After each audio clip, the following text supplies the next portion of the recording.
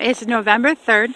It is a few hours before nightfall, and I am making a video to get ready to make my moon water for the full moon. So right now I'm kind of walking over here to grab this replica, this copy of the card for Persephone from my deck.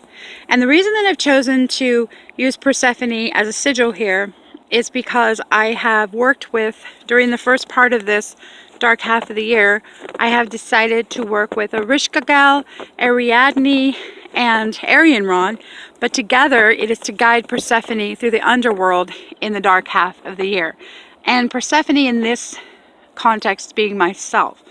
I have learned doing shamanic work, if you don't have some kind of a tether to this world, then when you do your shamanic work, your shamanic journey work, you can very easily get lost in the dream time or the divine time or the different spiritual realms. And so you have to find things that will remind you of who you are and tether you back to this world so that you can basically bring yourself home when you need to. And so for me, I'm asking for guidance from those three goddesses to help me in the context of me as an archetype of Persephone in the dark half of the year, in the underworld, working with the spirits and working with those realms of the dead and those who have passed, and for guidance, but also just to come home safely. And so here we go. We're going to take her, the sigil, this depiction of Persephone, back to my first winter altar here in the Fae Garden, which is also Freya's garden in the springtime, but now it has become Persephone's garden for sure. So I'm making moon water for the full moon tonight, and I am using the water that I gathered at the waterfront the other day, and I am using water of the first frost flakes, and then I have put more snow in those individual cups that will be lit with those golden candles to represent the three goddesses that I'm asking for guidance from. Then I'm basically going to charge it overnight and come back and get it and use that for teas for my journey work and use it for anointing things before I go into my journey work, and so that I have a tether to this world. Now, I want to explain the pink skull, which is what I used for the Day of the Dead ritual this year. Day of the Dead, All Saints, All Souls, all the different days that respect and honor our ancestors during this time of year.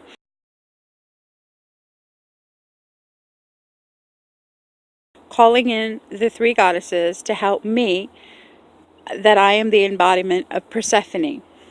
I was Freya with fiery crown, but now I have shapeshifted back to Persephone in frozen ground.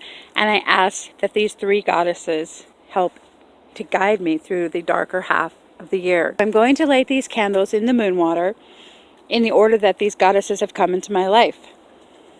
And the first one will be for Arianrod. I evoke Arianrod with intellect and silver sight, once more making apathy and cruelty put even-handed and right.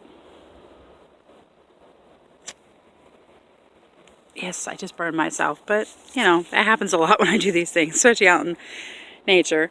So Arianrod of the Silver Wheel, she's very attached to my creed. She's very attached to my first tribe. I've worked with her extensively, especially when I was younger, dealing with my first tribe, dealing with a lot of the politicking and, let's say, Machiavellian stuff going on with my very first tribe. And so I'm evoking her energy to help put things right and to, continue to, rotate the silver wheel that is to dreams, past lives, and soul groups. Now in the next, I'm going to evoke Ereshkigal, who was introduced to me through an actual person, a very good friend of mine, a soul sister. I evoke Ereshkigal, sister, blood, and kin, to help me with my pain and my quest again. And I've been very lucky with this particular archetype because my friend, my sister, my soul sister, who embodies this archetype in extremeness, has basically walked me through the dark times of the year and helped me out of some really hard times, and shown me how to use my gift as a pain bearer and not be so encompassed in it and not allow it to destroy me, but allow it to empower me. So the last one is going to be for Ariadne, because she, although I worked with the Spider Woman when I was younger, as well as the Spider Totem as the weaver, it wasn't until just the last few years that I was introduced through dreams and then through other people to Ariadne, who is the weaver of fate, who also keeps watch over the sacred labyrinth to help people through the labyrinth in the dark half of the year. And so I evoke her. I evoke Ariadne, weaver with thread of fate, keeper of all the sacred gates. So I'm going to light the candle for Ariadne. And there they go, the three goddesses, all lit to protect Persephone on her journey into the underworld for the dark half of the year.